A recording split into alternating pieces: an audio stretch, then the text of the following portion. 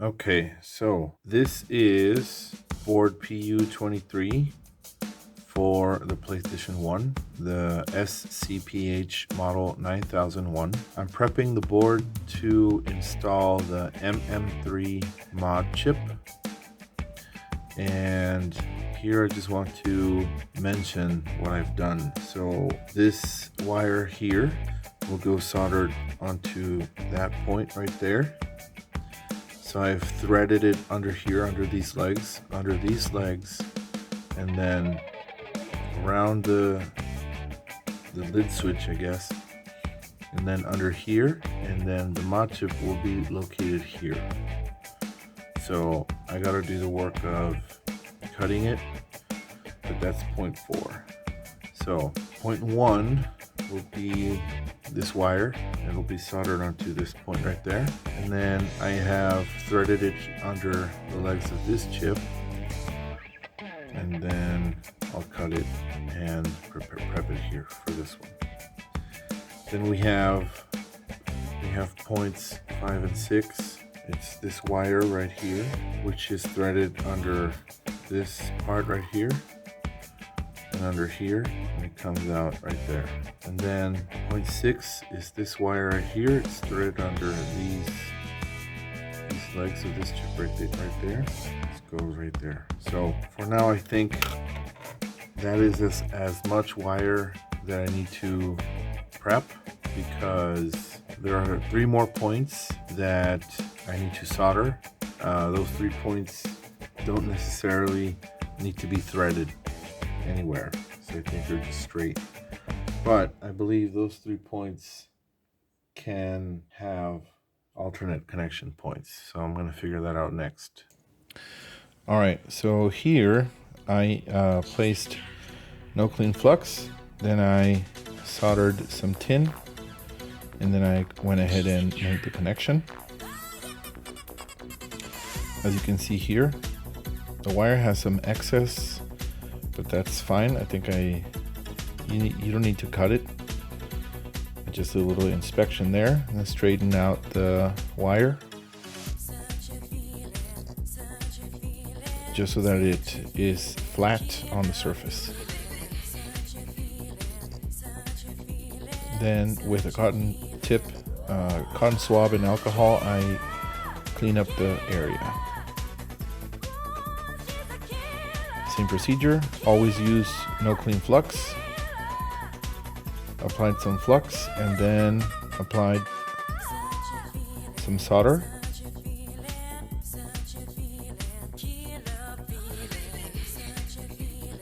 Then came in and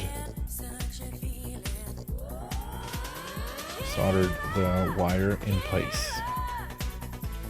Now here what I did is I pulled that wire so that it's snug, but also I want the wire to be flat, so I don't want the wire to go over any component. I'm kind of making a loop, or making it go around the component so that it lays flat, as you can see here. Here I'm using a nail clipper to remove the wrapping, exposing the wire, and then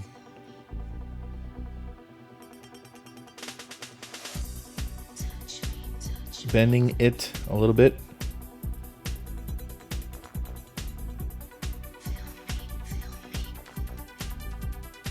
And then I applied the no clean flux, applied some new solder to the pad, and then made the connection.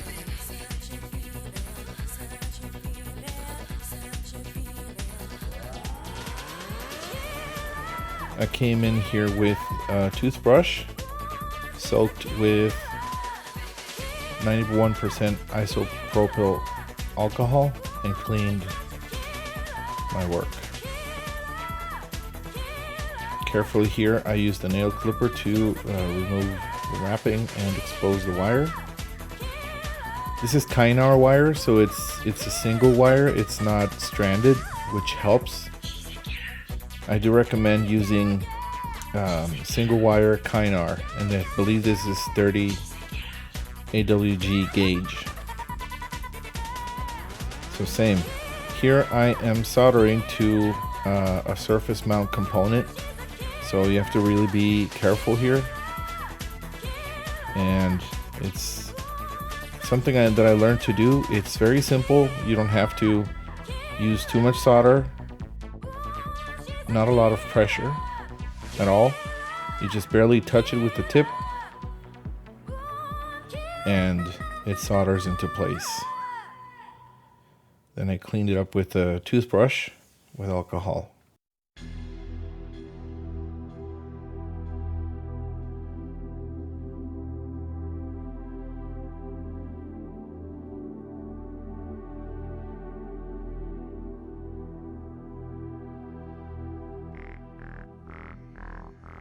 It's the way you move. I prepped the wire.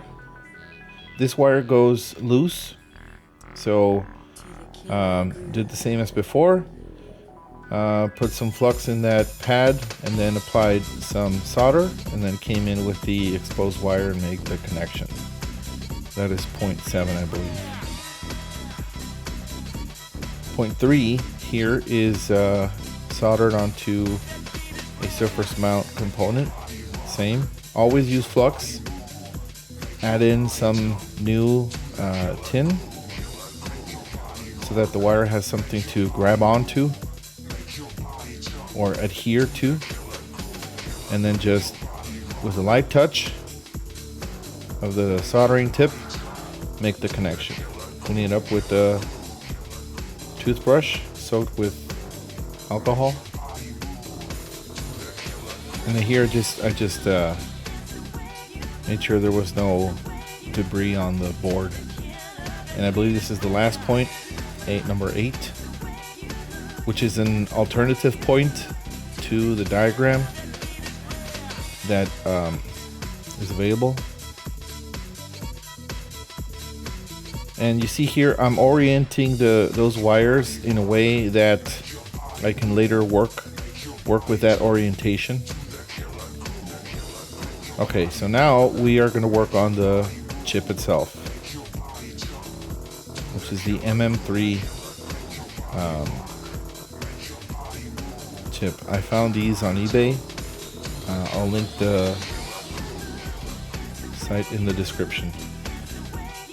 Same procedure, applying flux and then coming in with the solder to pre-tin the surface. What we want to get there is a nice round shaped solder ball. I did this a couple of times just to make sure there was enough solder. So you want to have this surface prepared beforehand. That way it's just real easy to come in with the wire and make the connection.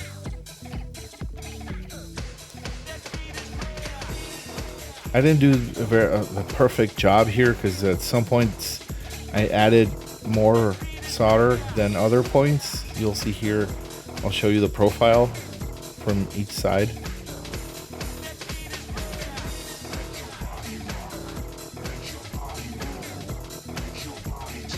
Came in again and added, I basically repeated the process twice. I was feeling insecure about how much solder I had put originally on these points. So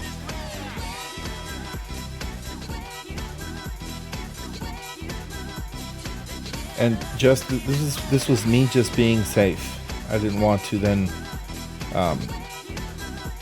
hassle with the chip once you see there. So I'm showing now the profile, and you can see they're uneven. So on some points I placed a lot more solder than I should have, but that's okay.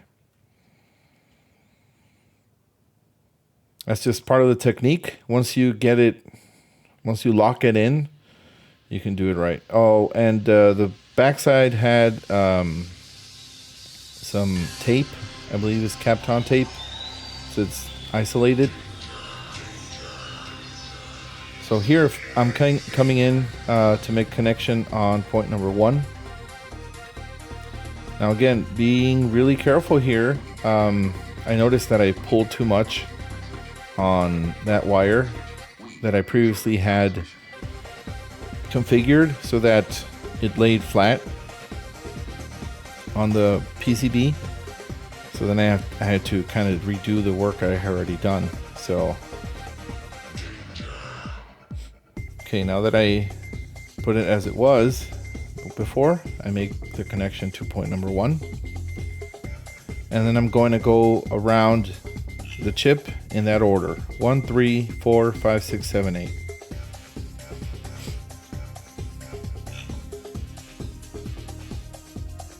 So you see how I'm working the wire here? That way it is kind of going around and beneath the other wire so that it looks neat as possibly can be. So right there.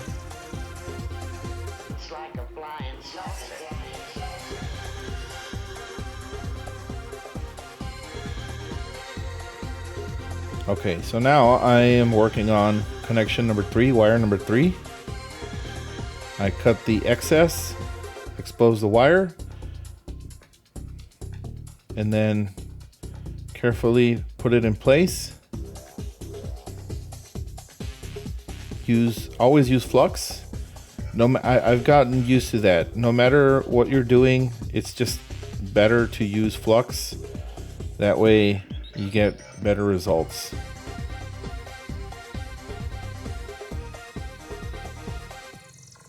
It doesn't hurt to use flux all the time. So that's one lesson that I learned the hard way. So passing it on to you guys if you want to start doing this hobby. Remember, first lesson, use flux. Don't skip on it. Okay, so going to point number 4. Cutting off the excess. And then just pretty much cutting it to length as much as possible. And then here, I think what I did is I didn't try to pull on the wire trying to cut off the wrapping. I pretty much just grabbed it as is, and pretty much the temperature of the soldering iron is going to melt away the wrapping. It's probably polyethylene. So it melts it away, it exposes the wire, and then it makes the connection. So you can also do that.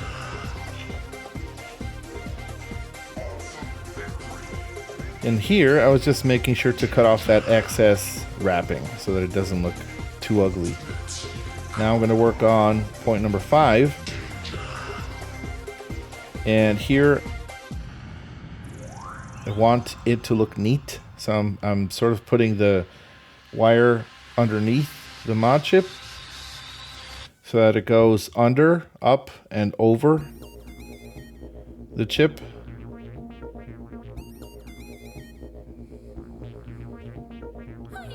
And then sort of bending the wire so that it is in place beforehand. Now here, this is a nice little trick that I remembered way too late into the install. To expose a wire, you can also just touch the wrapping with the hot tip, and it will melt away. And that way you don't have to use the nail clippers and then pull on your wire at all. So I kind of regret not doing this since the start. It kind of dawned on me later. So point number 6, the same. Suddenly I remembered this technique. And then here we go. Removing the wrapping with the hot tip. So again, it's a lot easier. It maybe look messy, but again, you're not pulling on any wires and you're not stressing yourself because again, pulling on wires that you already previously soldered to could be really stressful. You could end up breaking the joint that you soldered and have to rework it again. So try to avoid as much rework as possible. So then we go to point number 7, which again, I'm trying to keep it neat, keeping the wire going underneath, up and then over to where the connection is. Same technique, using the hot tip to get rid of the wrapping and then exposing the wire.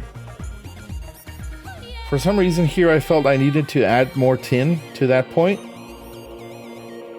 and made the connection.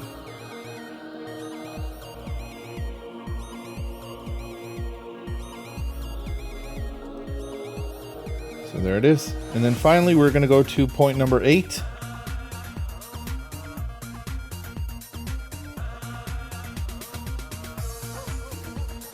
Again, wrapping or just routing the wire so that it looks neat as possible. I've seen neater jobs than this, but I guess this is my neat version for now. If I do it again next time, I'm sure I'll do it better. So same procedure, removing the wrapping with the hot tip, and then using some flux, putting the wire in place. Again, I felt I needed to put more solder. This is kind of why you need to do this beforehand. And then finally we've made the connection. So there it is. All 7 connections done, completed. So here, I'm just doing a little inspection. I believe this is point 5 that I'm working on. It had a little bit of excess wire, so I wanted to cut it off so that it didn't bridge any connections, because it was kind of close to one of the legs of the chip. So I thought, let's avoid any risk. So that's what I was doing there.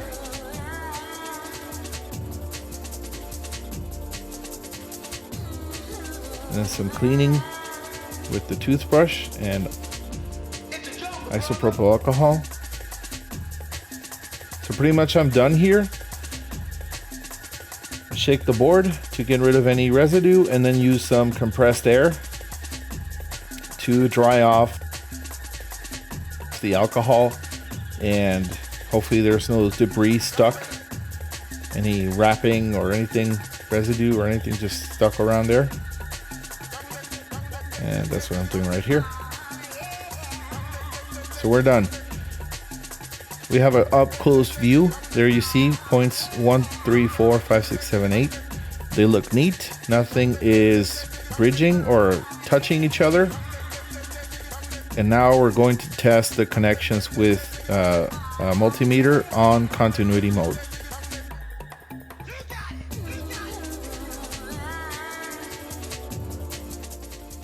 Okay, so I'm done. I've just checked all the connections. They look good. As a matter of fact, what I should do is just check into a continuity test. So let's see on the floor. Floor's working good. Let's do one number 1. One's doing good. Number 3. 3's working good. Just said 4's working good. Number 5. Number 6. Number 7. Number 8.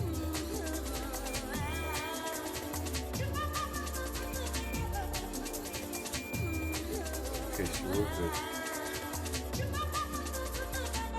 It's a joke, brother. Let's put the motherboard back on.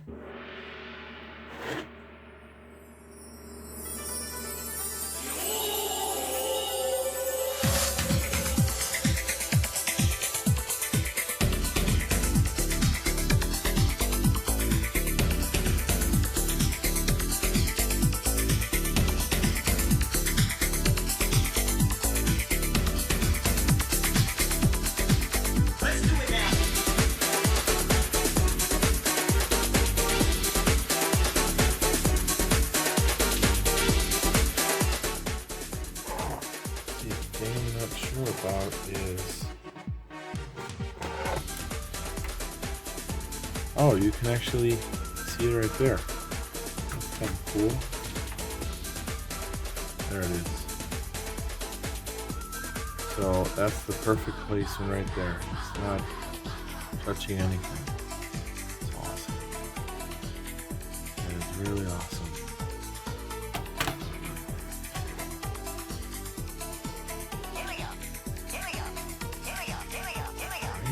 Tie it down.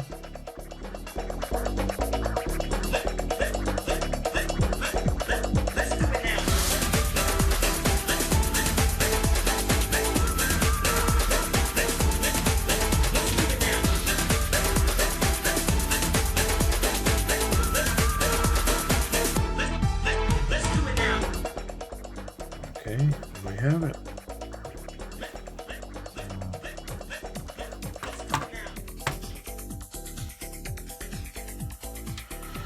Put everything back together.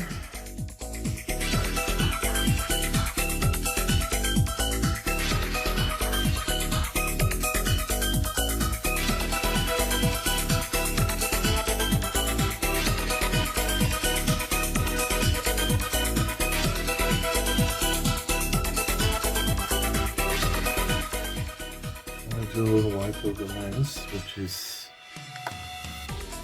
extra because I already deep cleaned.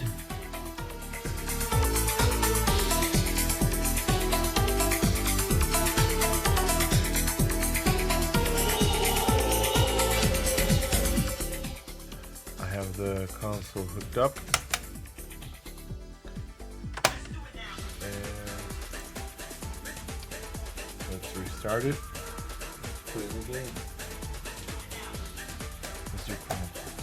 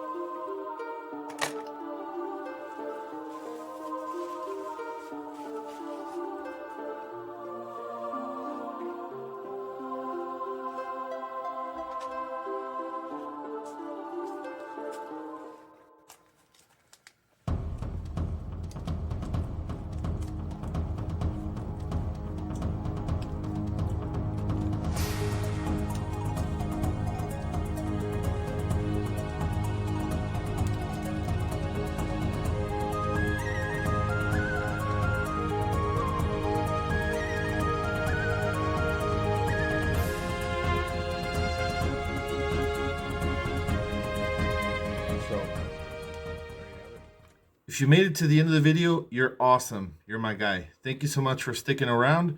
Subscribe, like, and comment about this video, what you thought about it, and let me know if I should do more of these kind of walkthroughs, tutorials. I also have a music channel called Bass Music Reactions and More. I'll link it down in the description so you can check it out as well. Till next time.